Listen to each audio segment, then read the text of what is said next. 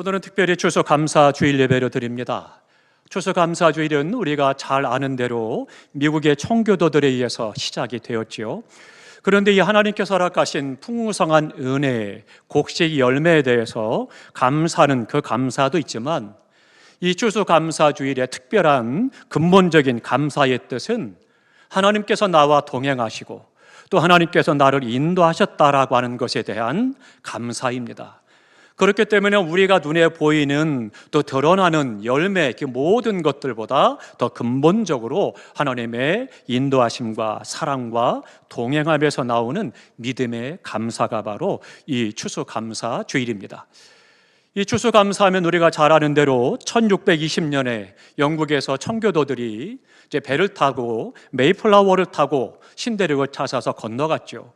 그래서는 북미에 정착을 하고 그리고는 그곳에서 이제 신앙의 자유를 찾아서 마음껏 하나님을 예배를 드리게 됩니다. 근데 그들이 그곳에서 정착하고 1년이 지나가면서 무려 그들의 반 정도가 생명을 잃었습니다. 그리고 120명 가운데 남은 사람들 한 60명 정도의 사람들이 남아서 그들이 인디언의 도움을 받아서 농사를 짓고 곡식을 거두고 첫 열매 얻은 것에 대해서 하나님 앞에 감사함으로 예배를 드렸습니다. 그런데 이들은요, 무엇보다 중요한 것은 하나님을 예배하고 마음껏 하나님을 찬송하고 영광 돌리기 위해서 이 메이플라워 배를 타고 신대륙으로 건너갔다라고 하는 것입니다. 그런데 잘 알려지진 않았지만 영국에서 또 다른 배가 있었습니다. 메스토라고 하는 배가 있었는데요, 이 배에 탄 사람들도 신대륙을 찾아서 그리고 하나님을 예배해야 되겠다 그런 마음을 가지고 출발을 했습니다. 그런데 이 메이플라워호나 메이저호나 둘 다 그렇게 똑같이 신앙의 자유를 찾아서 출발을 했지만 메스토호는 거기에 또 다른 숨겨진 뜻이 있었습니다. 그들의 마음속에는 남미에 가면 금맥이 발견됐다고 하니 우리가 그곳에 가서 편하게 하나님도 예배드릴 뿐만 아니라 돈을 많이 벌어서 부자가 되자. 물질의 문제가 그들의 마음속에 더 크게 자리 잡았습니다. 그래서 똑같이 하나님을 예배하겠다, 신앙의 자유를 찾아서 출발했지만 그러나 메이플라워를 타고 간 그 사람들은 미국에서 북미에서 그렇게 마음껏 하나님을 예배했지만 이 메스토에 탄 사람들은 남미에 도착을 해서 그들은 참으로 어려운 일들을 겪게 됩니다. 훗날에 아르헨티나 대통령이 미국 대통령을 만나서 이런 말을 했습니다. 당신들의 조상은 신앙의 자유를 찾아서 북미 대륙에 정착을 하고 그곳에서 하나님도 만나고 황금도 얻었다. 그런데 우리 조상들은 황금을 찾아서 왔지만 황금도 찾지 못하고 하나님도 잃어버렸다. 그렇게 그가 이야기하면서 당신들의 조상이 부럽습니다. 그렇게 이야기를 했습니다. 지금 북미와 남미의 대륙을 보면 그 말이 정확한 이야기가 되죠. 우리는 때때로 이 감사한다라고 하는 것에 대해서 하나님만이 우리의 감사가 되고 그 하나님께 행하신 일이 감사의 조건이 되는 거죠. 어느 날 한 성도가 사과 농장을 하는 친구의 초청을 받았습니다. 그래서 그 친구 집에 아이들을 데리고 갔어요. 가서 농장을 다니면서 보니까 빨갛게 잘 익은 사과들이 주렁주렁 말려 있고 너무 좋은 거예요. 그런데 그 친구가 그 아이들에게 그 예쁜 사과를, 맛있는 사과를 주었어요. 그리고 났더니 아이들이 가만히 있으니까 엄마가 이야기하는 거예요. 이런 때는 뭐라고 해야지? 라고 이야기를 했습니다. 5글자인데? 라고 힌트를 줬어요. 아이들이 뭐라고 대답을 했겠습니까? 큰 아이가 이야기합니다. 그 사과 농장 주인에게 사과를 내미면서 깎아주세요 했어요. 안타까운 일이죠. 그런데 또 둘째는 또 가관입니다. 둘째가 이야기합니다. 뭘 그런 걸 다 주시냐고 그렇게 이야기를 했습니다. 정말로 감사할 수 있어야 되는데 감사에 대해서 알지 못하는 그런 거죠. 그러니까 우리가 생각은 했지만 이 자녀들의 감사를 쉽게 떠올리지 못한 것처럼 쉬운 것 같지만 감사합니다. 이것이 어려운 겁니다. 미국 교포 가운데 정범진 씨라고 하는 분이 있습니다. 이분은 교통사고를 당해서 전신마비가 왔습니다. 참으로 낙심할 수밖에 없고 힘든 시간이죠. 그런데 그가 길을 쓰고 최선을 다해서 각고의 피나는 노력을 통해서 그가 어느 자리에 올랐느냐면 미국의 브루클린주의 검찰청의 부장 검사까지 올라가는 그러한 교포가 되었습니다. 참 자랑스러운 일이죠.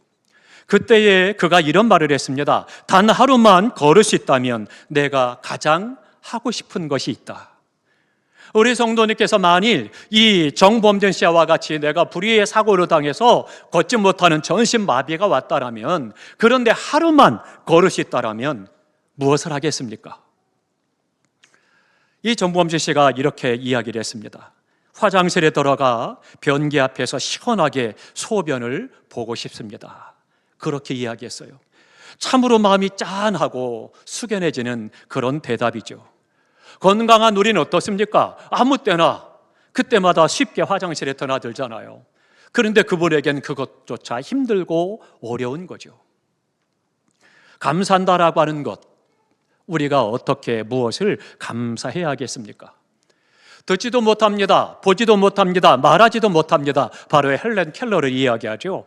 헬렌 켈러에게 3일 동안 볼 수 있다라면 그러면 무엇을 보겠습니까? 라고 물었습니다.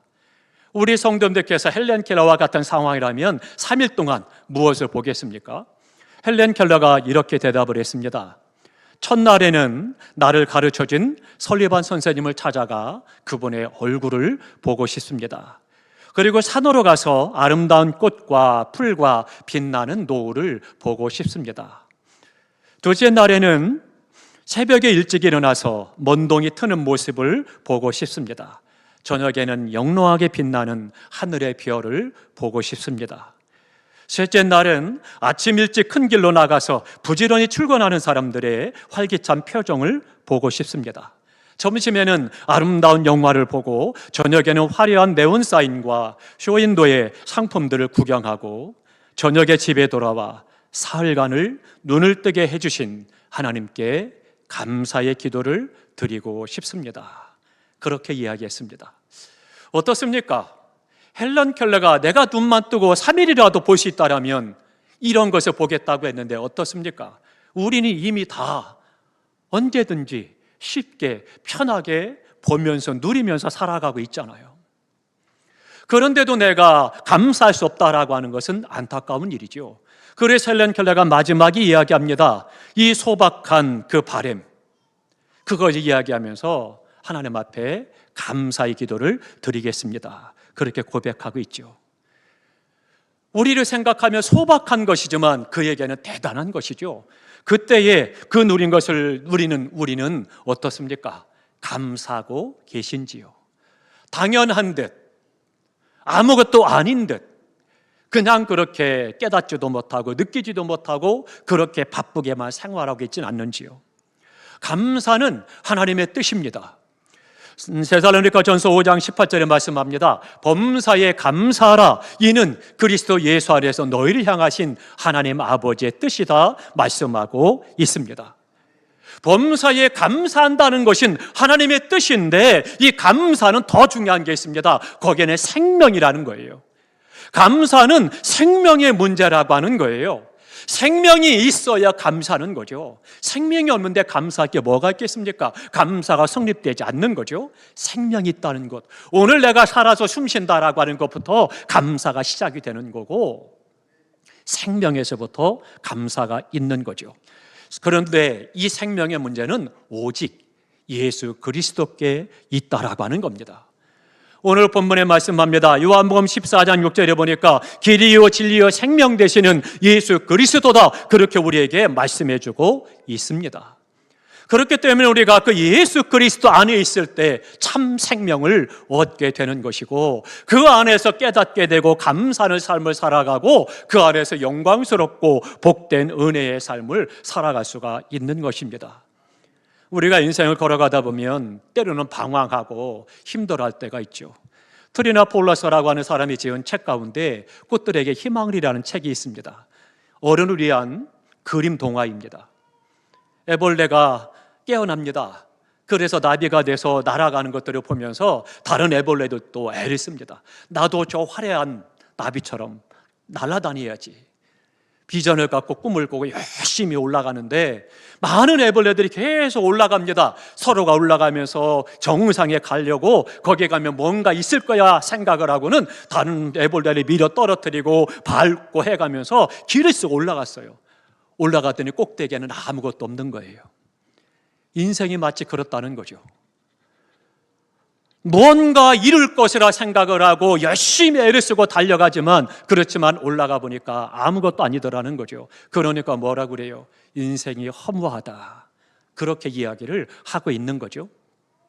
그런데 그 인생에 있어서는 어떻습니까? 방황하고 갈등하고 고민하는 이유들이 세 가지가 있습니다. 하나는 길을 잘못 들었을 때 사람들은 방황하고 힘들어합니다.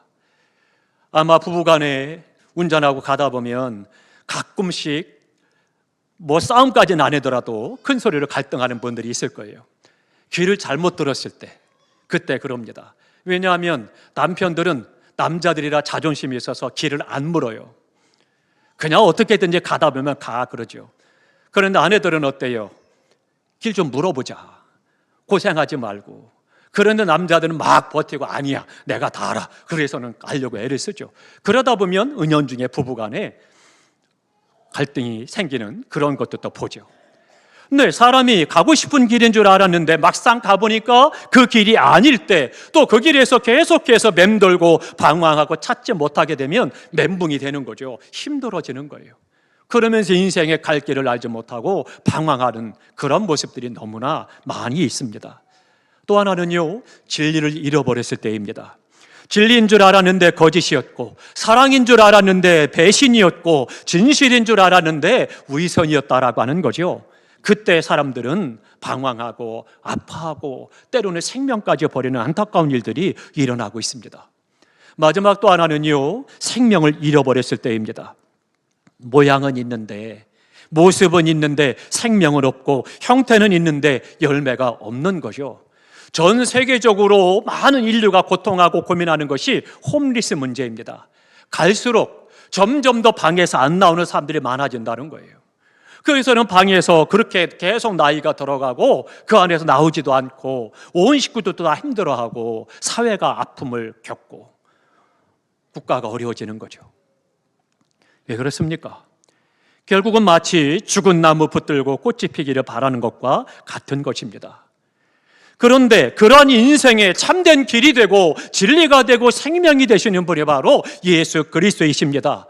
예수 그리스도 그분을 만나면 우리 잃어버린 길에서 올바른 길에 찾아갈 수 있고 삶의 등대가 되셔서 우리의 가는 길에 비춰주기 때문에 우리가 사람다운 삶, 인간다운 삶을 살아가고 그 길을 온전히 걸어갈 수가 있는 것입니다. 거짓과 허위와 허영 속에 살아가고 맴들던 그런 인생이 이제는 진리와 진실 안에서 기쁨을 맛보는 그런 삶을 살아가고 빛된 삶을 살아가게 됩니다. 도저히 희망도 없고 터널이 끝까지 어두울 것 같은 그런 인생 절망 가운데서 생명을 발견하고 감사와 기쁨이 있는 복된 인생을 살아가게 되는 거죠. 오직 예수 그리스도, 그분을 통해서 이루어진다라고 하는 겁니다. 그러면 예수님 말이 길이요 진리요 생명이 되신다라면 뭐 때문에 예수님이 누구시길래 우리의 길이요 진리요 생명이 되겠습니까? 예수님이 2000년에 땅에 오셔서 우리의 모든 죄와 질거를 지시고 십자가에 못 박혀 돌아가셨습니다. 그런데 돌아가신 것으로 끝난다라면 허무한 거죠. 아무것도 아닙니다. 그러나 우리 주님은 사망 권세를 깨뜨리고 부활하셔서 우리의 부활의 첫 열매가 되셔서 우리 지금까지도 살아 역사하시면서 우리의 가는 길을 인도하고 우리 인생을 도우시고 축복하시는 것이죠. 그렇기 때문에 예수님만이 길이요 진리요 생명이 되신다라고 하는 것입니다.